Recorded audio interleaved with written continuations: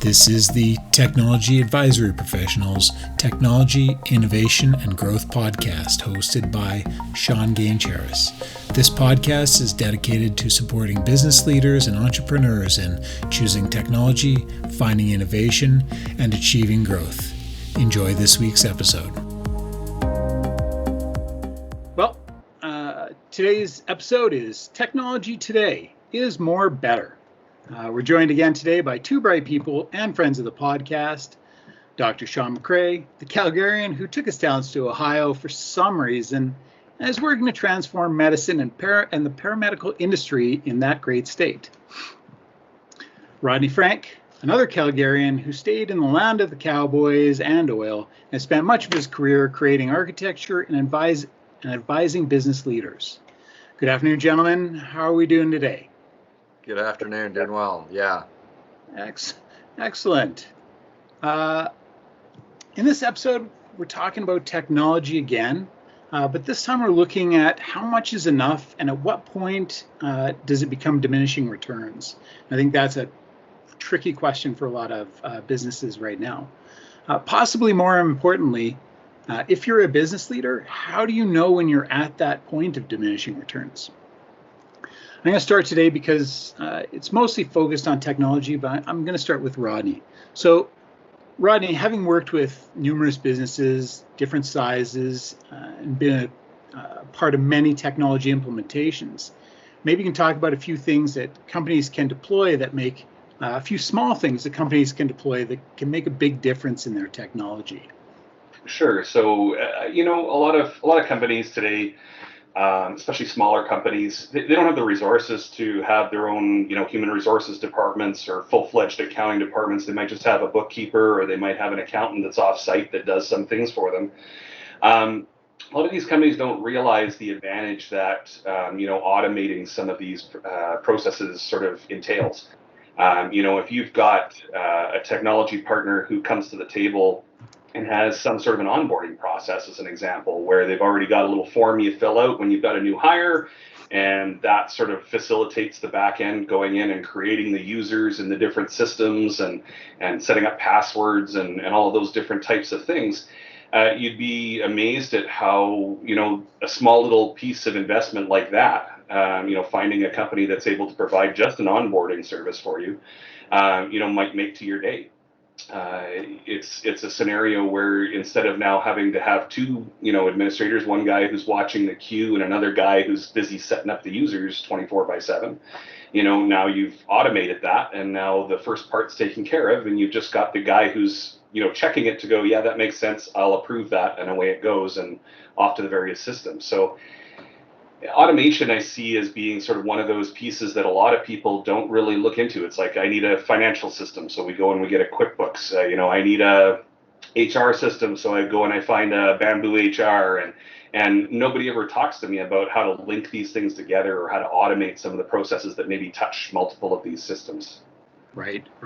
So, you touched on something there that I think is a bit of a scary thing for many small business owners, and that's the enterprise resource planning, or ERP. You hear it on Bloomberg, you hear it on the news, like NetSuite. Oracle is hitting NetSuite really hard, and Microsoft has Dynamics and things like that.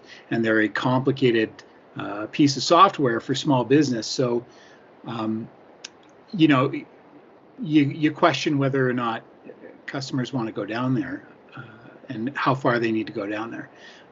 What I want to ask about this, and this is why I'm bringing this up, is there a trend that points away from value and towards just selling something? Like, let me frame that a little bit by saying, when I bring up the ERP and the NetSuite and the Dynamics, there's a bunch of companies in my mind, and maybe you can verify this, that are saying, you need NetSuite or you need Dynamics. Maybe that is or isn't true. Yeah, well, and I don't know so much around whether or not, you have to spend a lot of time with a company before you can say, yeah, Dynamics is the thing for you or NetSuite's the thing for you. But, if you look at something like Salesforce as an example. So this is a platform that has been out there. It arguably started off as what's called a CRM in the business, a customer relationship management, where you just track your interactions with your customers back and forth. And Salesforce has arguably turned this into a platform that can do anything. You can have it perform your accounting functions. You can have it onboard your users. You can have it do authentication. You can have it, be your back end storage for some of your data in your organization. But should you? This is sort of a situation where they'll sell you that it can do X, Y, and Z. But has it been designed for X, Y, and Z? No, it's been extended out to be X, Y, and Z. And so, when you look at something like Dynamics is a pretty hefty accounting system. It's capable of doing inventory management and warehouse management, and there's plugins for AR and AP and all of these different, aspects of a company that they may want to utilize. But what was it truly designed around? And, the core of Dynamics, again, it started as a CRM, as a relationship tracking software. They kind of bought out some accounting companies back in the day, and they've started to sort of mash them together to almost get to where a Salesforce type organization is. So is it the right thing for your small business? Maybe. You might want to make sure that you're really pared down on those modules. They'll try and sell you the next module and want you to automate the snot out of it all the way to the ends of the earth. But in reality, do you need that? No, you don't. Right. So one of the questions I have is have you run into and I guess today's world is a good example, deploying things based on hype, and we're in a bit of a hype curve right now.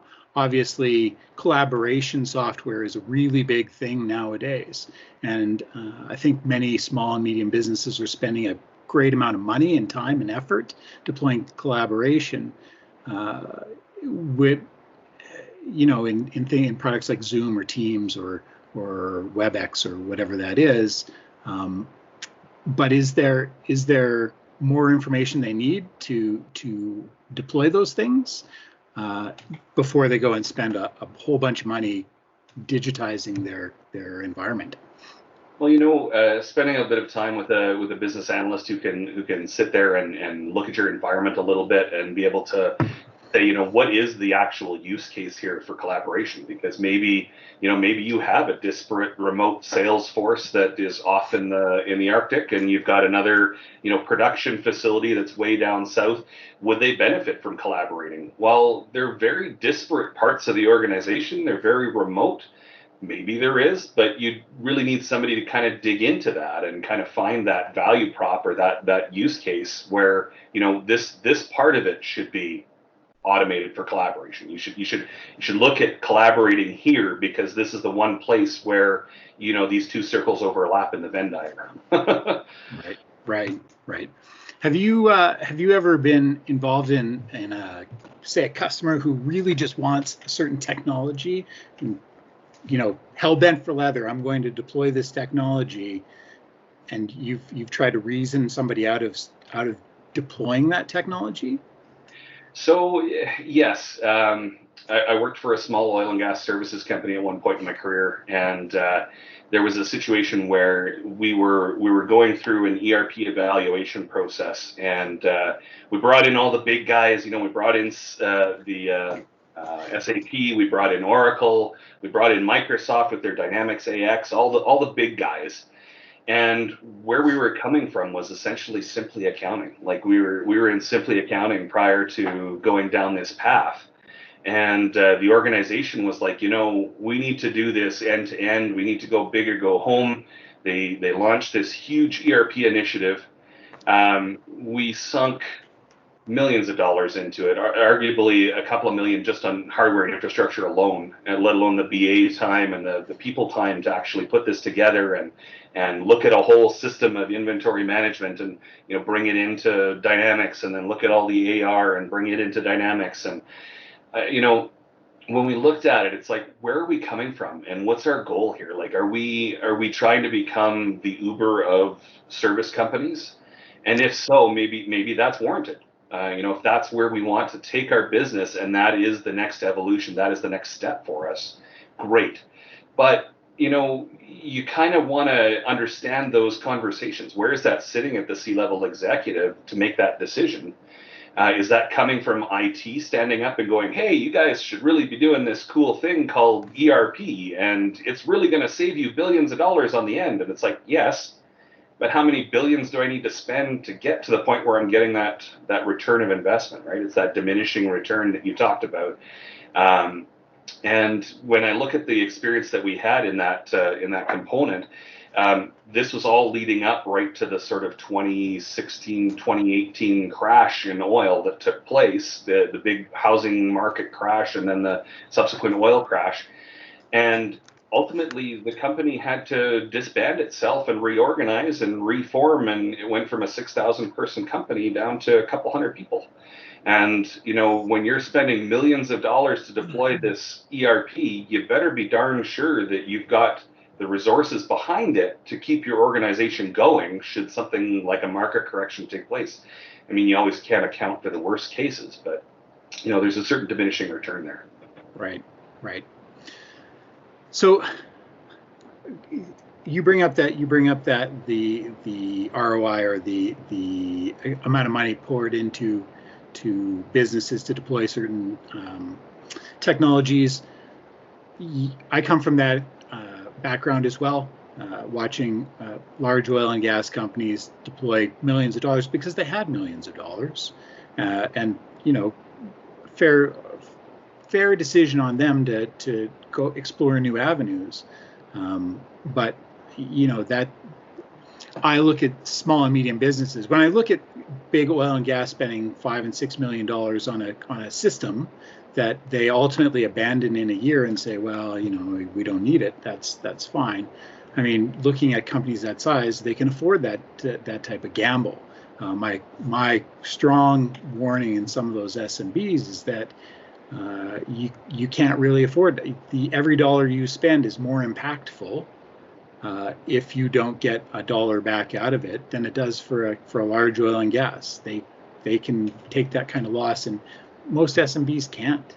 So, well, and when you look at it on that scale, right, it's that type of a technology decision is, who am I going to pick as my partner in this technology race? Like when you look at MSPs or you look at other IT providers, it's like, what value are they bringing to the table here that's going to facilitate me jump starting my business, making it go faster, further, instead of looking at, well, I have to manage this IT thing, so I'm going to throw a little cash at it on the side. Because really those types of partners, if they're not bringing the value to the table, they're there just to sell you that next thing. They'll tell you, oh yeah, now you need extra storage, or you need some sort of a consolidated server infrastructure that all fits in one little small form factor box. And in reality, it's like, no, like you need a couple of servers here. You need a little bit of storage to hold some of your data, but do you need a huge consolidated system, to fit into a rack and chew up some power and whatever, just because it's the newest, latest, and it shrinks down your footprint and makes things a little smaller? I think your value is better spent in getting some automation out of those things, and not necessarily worrying about having the latest and greatest in that situation. But again, every business is different, right? Right. Yeah. Streamline your existing. Look for opportunities is what I'm hearing. Look for opportunities to make you a little bit leaner. If there is a technology that helps you or aids you in that, that's probably worthwhile investing in. But then I also hear you say, make sure you get the right guidance from your partner that helps you with technology. And that's, that partner doesn't have to be a full-on infrastructure provider, like that could be just a strategy type company that's just there to kind of help you around that space. They don't need to necessarily be there, the ones pulling the levers and making sure that your Word and Excel are working on the desktop and stuff too, right? Like, right. Find the right partner that way too. Luckily, I know one of those who's really good at that. So now I want to, because in Calgary we focus mainly on the oil and gas and servicing companies, and I think that's a pretty well-known quantity in the world as a whole, not just in our part of the world. I think, Sean, you provide a good insight into a different industry that perhaps we don't know so well, that in my view uses a lot of technology and infrastructure in the client servicing, such as MRIs and data imaging and all that stuff to help your patients. But I don't know what it looks like from the small practitioner side of things. Sure. Well, here in the U.S., the technology in healthcare it's the race for the moon, right? There is no limit of funds that corporations will dump into technology in order to get to a hospital or a large surgical group, or even just a large number of individual practitioners, right? So there's no limit. It's really, they just dump millions and millions and millions of dollars and man hours into these projects. And it's funny because I spoke with a friend of mine who works at, and I'm not going to say the name, but works at a company where they've recently launched a few years back a new robot, and the robot is specifically designed for what's called pedicle screw placement for endoscopic surgeries. So what it is it's the small incision spine surgeries, and what the sole purpose of this robot is to properly place its receptacle or arm, if you will, at the right angle, so that surgeon can just go and put the screw into a piece of bone called the pedicle bone, and it not deviate, meaning it doesn't go into the central canal and touch the cord, or it doesn't go laterally and start to impact vessels, right? Wow. And that's its sole purpose. It just goes and basically tells the surgeon, okay, put it at this angle, at this spot, and you're going to be good within a few millimeters, right? Wow. And this is millions and millions of dollars worth of research and patents. And I mean, I was talking to one guy, I think he said he has 12 different patents in this technology. Like, wow. It's millions of dollars. It's literally the race for the moon. And they develop it, they market it, they approach the surgeons with it. And right up until somebody says, I'll give it a go, they're nowhere. They're literally, X number of dollars in the hole, and they have potentially a zero ROI until somebody says, yeah, okay, we'll give it a try. And then once that happens and it proves successful, even then they come out with new patches and new upgrades and software versions, probably 3, 4, 5 times a year. So they're constantly upgrading this. And then they also, another interesting thing is they have to make sure that it's compatible with the technology or the software that's being used for the MRI or the CT, right? So because they have to be able to download those images either directly from the MRI or CT unit, or they have to be able to pull it off of a thumb drive, so compressing those files onto a thumb drive or a jump drive, and then it gets dumped into the computer. And so you have to make sure that you marry all of this technology all the time.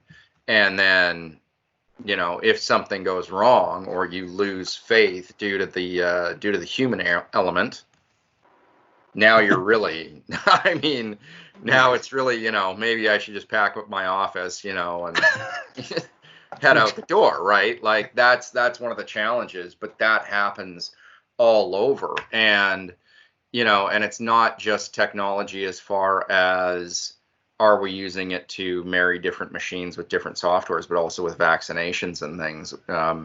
Now, I think there's 4 different companies or 6 different companies right now in the race for COVID, right? To the tune of $2 billion. But we don't know realistically if those human trials are going to be successful or not. Right. So the government's already guaranteed whoever sort of wins the race gets $2.1 billion in contracts but we don't know if the human trials are even going to be successful because we haven't started them yet. Right. So all of the technology that folds into being able to break those elements down and look at them and things like that it's a lot of money. It's a lot of technology that gets used. Wait, I mean, when I look at what you're talking about here, it's a far different mindset, it seems, than what we talk about here in Canada. Sure. We're far more as not risk averse as we are. We're far more risk averse than what I'm hearing about. Oh, stop, for sure. I mean, honestly, here in the U.S., we'll burn the house down just to see if it'll catch fire. Where in Canada, everyone kind of goes, where are we going to live? Maybe this isn't such a good idea. Like, let's stop and think about this. And by that time, in the U.S., we've already got all the supplies for the s'mores broken out, and we're roasting the marshmallows. I mean, it's just, yeah. Do you feel when you look at the practitioner end of things, do you feel that the practitioners are getting that same level of technology, or are they mainly ignored by the technology beast? You know what? They are getting that same level of technology, and I don't think that it is for the better. Let me put it that way. When I went to school, we had a year, so we had 3 semesters of gross human anatomy, where we went into an anatomy lab, we had our cadaver, we dissected the cadaver, we looked at the brain and the spinal cord and the lungs and the heart. We dismantled this poor individual who generously donated their body to science, so we could learn all about origins and insertions and how things worked and where things lay within the cadaver, within the cavity. And at that time, they were talking about introducing new technology so that you could just 3-dimensionally look at the body, and that would be your human anatomy lab time, where you would just go online and you would, this is the liver, I'll just pull that out, and okay, so that's what it looks like. And you didn't really get a lot of human interaction time, if you will, even though it was just a shell at that point. But yeah, you in my opinion, I think you glean a lot of information from understanding the real weight, when you hold the heart in your hand, the real weight behind it, right? Rather than, because you can look at a netter's anatomy book all day long and be like, that's kind of neat. But until you really start to dissect and see how our sort of physical advances are placed inside bodies, right, you don't get the real appreciation for it. Right. That does seem kind of like, I mean, that's a pretty, my assumption is that the reason for the virtual is because it may not be all that easy to find cadavers. Sure. But I what I hear is that you're kind of at the point of diminishing returns at some point in there, where you can see all the structures, you can see all what the body is composed of, but to actually get in and touch those pieces and see how they're connected. Yeah, there's a certain amount of benefit to being able to work on a person when your job is to work on a person. Right. So, like it would be like you guys never seeing the hardware of a computer and then congratulations, you've graduated, now go and fix this. Well, there's a certain, you're missing a certain. You're talking about there. the old IT model back Microsoft MCSE back in the 90s, or late 80s, early 90s. Yeah. Right. So it's one of those things where you sort of miss out on something if you have too much technology. There's some lacking there. Right. So that continued investment in that particular area, like I say, is diminishing returns. But the question is when, and I'll throw this out to both you guys, when do you think a business person or a business leader can say, you know what, this is a red flag of possibly diminishing returns, or possibly I shouldn't go any further. Is there that type of red flag? Is there a way for them to get to that, or is it just you kind of? Rodney, what do you think? I know I have an answer, but you go ahead. You first. Well, to me, it relies back onto the skills that you learn when you're taking an MBA, when you're learning how to lead an organization. It's about that gut feel ultimately. I mean, there's not really a good, data-driven metric, so to speak, that just says, okay, here's where it slopes off, stop. You really have to be looking at the people that you're trying to impact. You have to be looking at the systems that you're working with, and you have to look at the quality of the data that's coming out of the initiative as you're going. And you have to be willing to make that call as a leader of your organization to be able to say, okay, listen, yes, but maybe we need to put the brakes on this, or maybe we need to treat it more as an experiment and whittle it down so that we can look at it on a smaller scale first. There's lots of different decisions that can be made at that point, but ultimately it really is a gut feel, and it's looking at all the different pieces of that system and trying to assess where you're at and where your comfort level is, given where you want your organization to go. Sure. Yeah, I agree. And I think it really, I think Rodney brought up a great point to this last question earlier in our chat, was with Salesforce. Salesforce came out as one product, right? And then they added on until it became something else, until you could do anything you wanted with it. But the question ultimately became, do you really want to do anything with it? And that's really, I think, where you have to hit the brakes, because it's not just going Mach 2 with your hair on fire. It's being able to understand, where is our company? What is the mission or the focus of our company? And is this additional technology going to benefit us in making us better into where we're supposed to be going? Because you can spread your company real thin, and then, just like Rodney said earlier, if you start getting garbage data out, well, then what's the point of having all the extra bells and whistles? Right. Because at that point, that's all they are, is just bells and whistles. Right. So in all of this, when I look at what we're talking about here, it might seem that the best advice to give is to not understand, but keep primary your mission, your values, and your goals, and then adhere to that mission statement, adhere to those values. Absolutely. And say, wait, now let's talk about, you're saying let's do this technology, but how does this help me achieve my mission?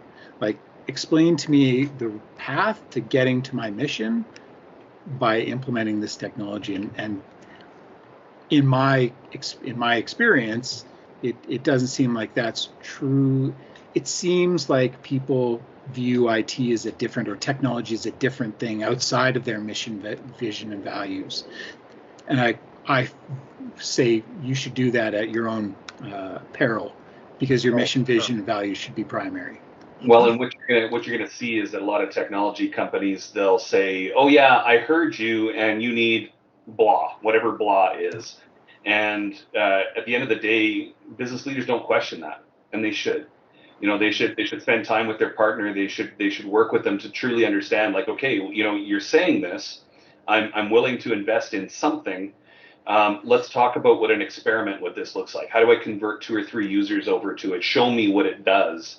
And then let's, buy in on the bigger scale.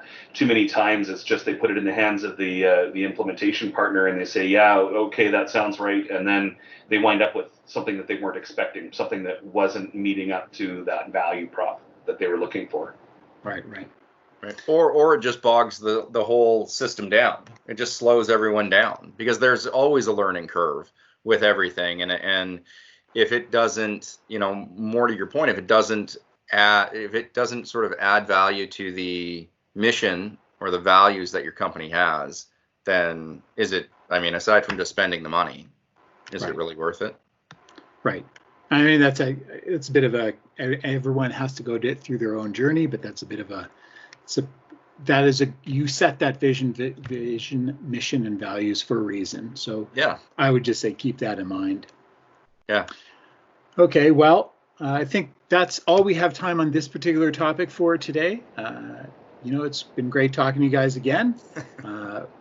We've got more coming up in the near future, some truly exciting ones, but we'll save the surprise for later. Gentlemen, thank you very much. You bet. Thanks, guys. Yeah, take care. We hope you've enjoyed the Technology Innovation and Growth Podcast. If you have any questions, comments, or would just like more information, please feel free to reach out to us at podcast@tapintotech.com. If you have any questions for me, Sean Gange-Harris, my email is sgangeharris@tapintotech.com. You can also find us on LinkedIn, Twitter, YouTube, and at www.tapintotech.com. Music provided today by www.bensound.com. Thank you for listening.